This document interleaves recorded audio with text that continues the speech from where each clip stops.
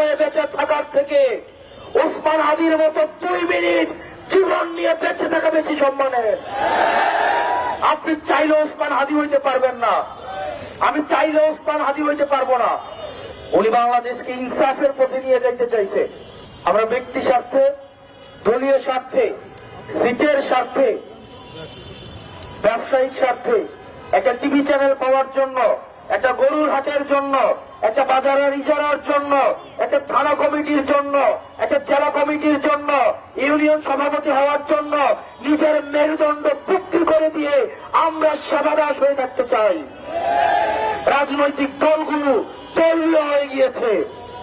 গত 17 বছর আওয়ামী লীগ সাবানিস আওয়ামী লীগ নামে, এখন সে হয়েছে আওয়ামী লীগের শিক্ষক, চকসুর বুদ্ধিজীবী, সাংস্কৃতিক কর্মী, নাট্যকর্মী। ফ্যাসিস্টের কোন ধরনের বাংলাদেশে কোন স্পেস হবে না, সে যেই নামেই থাকুক না কেন। এখন যে গুলশানের জাতীয় পার্টি নামে এই কুলাঙ্গাররা আবার ঐক্যবদ্ধ হচ্ছে, ওসমান হাদি ভাইয়ের রক্তের শপথ ওদেরকে বাংলাদেশে 1 ইঞ্চিও জায়গা দেওয়া হবে না। আমার ভাই ওসমান হাদির রক্তের শপথ, এই বাংলাদেশে দিল্লির এক্সটেনশন,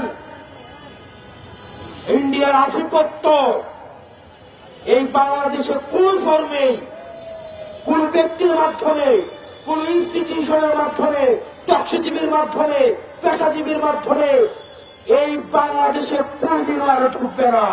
আপনাদের ঐক্যবদ্ধ থাকতে হবে। আপনি নানা মতের হইতে পারেন, নানা পথের হইতে পারেন, আপনি ডানপন্থী, বামপন্থী, মধ্যপন্থী, আপনি যেই পন্থী হন না কেন, আমাদের একটা জায়গায় আমাদের এক হইতে হবে। আমরা এইখানে যারা আছি আমরা হচ্ছে বাংলাদেশ পন্থী। আল্লাহর দোহাই লাগে আপনাদের কাছে, আপনারা যারা রাজনৈতিক দলগুলো আছেন, আপনাদের ছোট ছোট ব্যক্তি স্বার্থের উঠে উঠে এই ছোট ছোট বিষয়ে বাহাস না করে এই প্রজন্মের দিকে তাকায়া, ওসমান হাদির প্রজন্মের দিকে তাকায়া আপনারা ব্যক্তি স্বার্থের ঊর্ধ্বে উঠে, দলীয় স্বার্থের ঊর্ধ্বে উঠে আমরা তো আপনারা বাংলাদেশটাকে ধারণ করেন। কারা কারা ইন্ডিয়ার সেটেলমেন্টে এসে ক্ষমতায় যাইতে চায়, কারা কারা আমিরাকে মেনটেন করে, চীনকে মেনটেন করে। বাংলাদেশের ক্ষমতা নির্ধারিত হবে বাংলাদেশ থেকে, সীমান্তের বাইরে থেকে বাংলাদেশের ক্ষমতা নির্ধারিত হবে না, হইতে দেওয়া হবে না।